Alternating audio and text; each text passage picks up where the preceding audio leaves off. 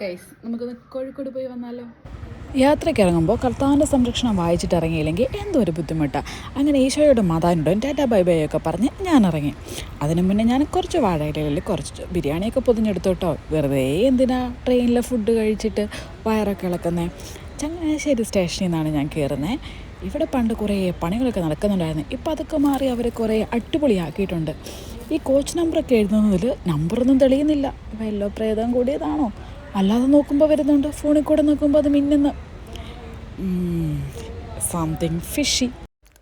നമ്മുടെ ത്രിവർണ്ണ പതാക കാറ്റത്ത് പാറിപ്പറക്കുന്നത് നിങ്ങൾ കാണുന്നുണ്ടോ? അങ്ങനെ കാത്തിരുന്ന നമ്മുടെ ട്രെയിനെത്തി. സീറ്റൊക്കെ കണ്ടുപിടിച്ച് ഒരുവിധം അവിടെ ഇരുന്നു. പിന്നെ വിശപ്പിൻ്റെ വിളിയായി.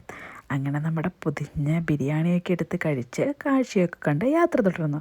അങ്ങനെ പോകുന്ന വഴിക്ക് നമ്മുടെ ഭാരതപ്പുഴയുടെ അവസ്ഥ കണ്ടപ്പോൾ സങ്കടം തോന്നി. എന്താലേ, വെള്ളവും ഇല്ല. ഇത് ഷൊർണൂരാണേ. അങ്ങനെ ഫൈനലി കോഴിക്കോട് എത്തി.